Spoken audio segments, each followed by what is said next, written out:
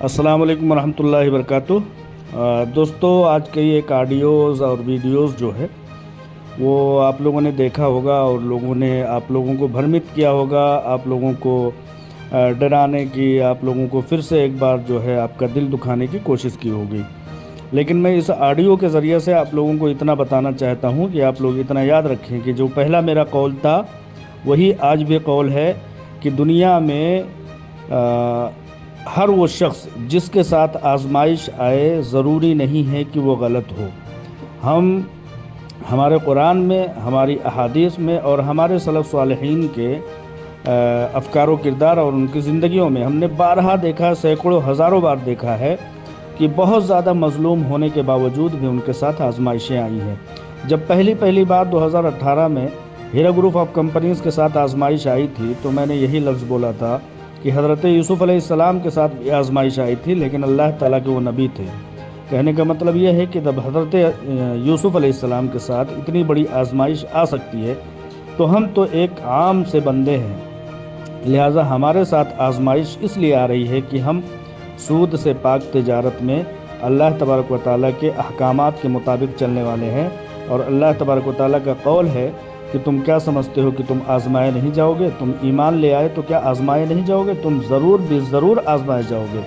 اور جیسا کہ میں نے کہا کہ تاریخ کے آئینوں میں جب آپ جھانک کر کے دیکھیں گے تو ظالم بادشاہوں، ظالم حکمرانوں نے پچھلی قوموں کو جو ہے لوہے کے کنگھیوں سے ان کے جسموں کو نوچ ڈالا، لوگوں کو جو ہے آریوں سے چیر ڈالا۔ ایسے ظلم گزرے ہیں، ہم لوگوں نے تاریخ میں پڑھا ہے، سب لوگوں نے بھی پڑھا ہے، تو لہٰذا آپ لوگ مایوس نہ ہوں بالکل اس ظلم کا، اور اس جو بھی کارروائی آج چل رہی ہے اس سے بالکل بھی کہیں سے کہیں تک مایوس ہونے کی ضرورت نہیں ہے۔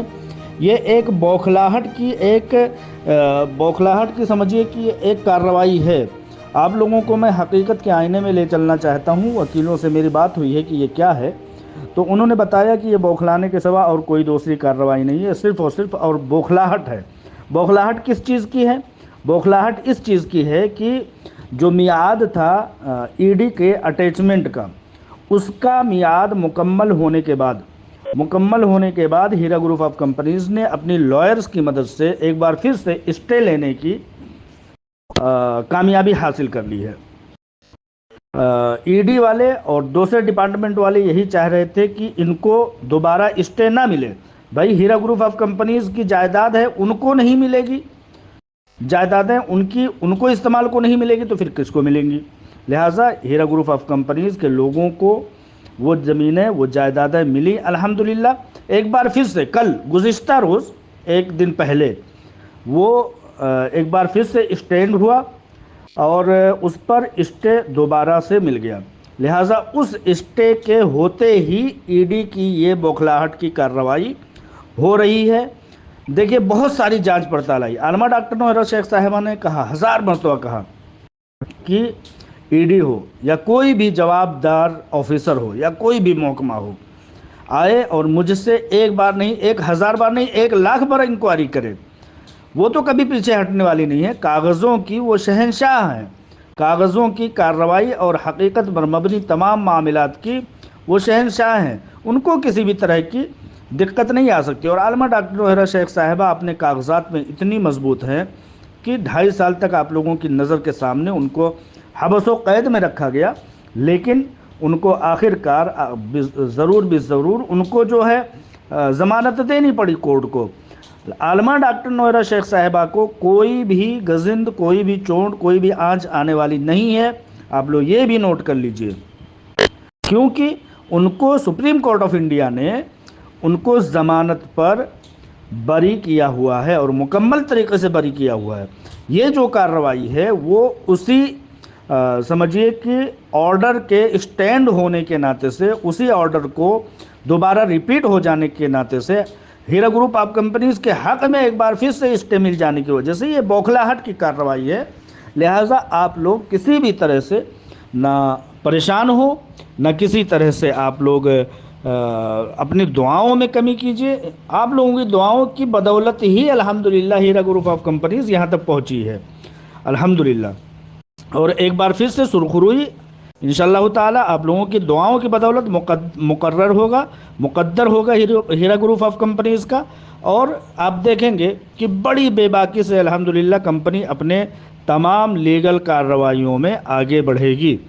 और मैं फिर से बता देना चाहता हूँ, किसी भी तरह से मायूस होने की ज़रूरत नहीं है। कल गुज़िश्ता रोज़ जो ईडी के लगाए गए अटैचमेंट के ख़ात्मे के वक्त जो सुप्रीम कोर्ट से ऑर्डर लाया गया अपनी लीगल टीम की तरफ से, और जो ऑर्डर मिला है हीरा ग्रुप ऑफ कंपनीज़ के हक़ में, यानी कि स्टे का ऑर्डर, कि हीरा ग्रुप ऑफ कंपनीज़ के हक़ में स्टे दिया गया और उस स्टे के ज़रिए से हीरा ग्रुप ऑफ कंपनीज़ अपनी तमाम जायदादों को अपने इस्तेमाल में ला सकती है। ईडी चाहती थी, ईडी का कहना ये था कि इन जायदादों को मनसूख किया जाए, हीरा ग्रुप ऑफ कंपनीज़ के लोग इसको इस्तेमाल ना कर सकें, इसको हमारे हक़ में दिया जाए। जैसा कि आप लोग जानते हैं कि ईडी के हाथ में होने के बावजूद भी कितनी सारी जगहों पर गलत कार्रवाइयाँ हुई, लोगों ने उस पर इंक्रोचमेंट किया, लोगों ने उस पर जो है तमाम तरह से अमल दखल किया।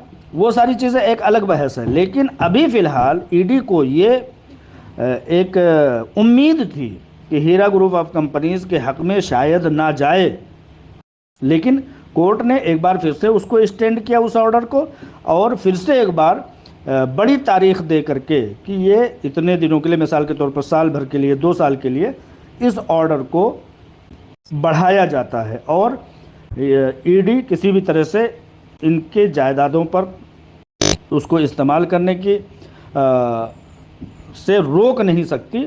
इस चीज़ पर स्टे लगा दिया। उसी स्टे से घबराई हुई ईडी, उसी स्टे से घबराए हुए ऑफिसरान ये कार्रवाई कर रहे हैं। ये कार्रवाई जुल्म है, ये कार्रवाई नाजायज़ है, इल्लीगल है, गैर कानूनी है।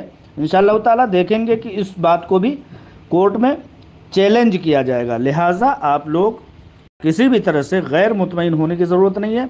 मुतमईन रहें, दुआओं में याद रखें, और ये चीज़ देखें कि किस तरह से कुछ शहज़ोरों के इशारों पर ये कार्रवाइयाँ हो रही हैं। लिहाजा ये कार्रवाइयाँ जुल्म की कार्रवाइयाँ, ये गलत गैर कानूनी कार्रवाइयाँ, ये नाजायज़ कार्रवाइयाँ बहुत देर तक नहीं चलने पाएंगी। जितना जांच करना है कर लें, उनके हाथ में अख्तियार है, उनके हाथ में आज पावर है, वो अपना उस पावर का इस्तेमाल कर लें। लेकिन हकीकत हाल ये है कि हीरा ग्रुप ऑफ कंपनीज़ के हक़ में स्टे मिल चुका है। उस स्टे से घबराई हुई ये ईडी, ये ऑफिसरान ये कार्रवाई कर रहे हैं, जुल्म की कार्रवाई कर रहे हैं। वरना इस तरह का दबिश, जिस तरह की दबिश बताई जा रही है, इस तरह की दबिश तो इससे पहले तक नहीं की गई थी।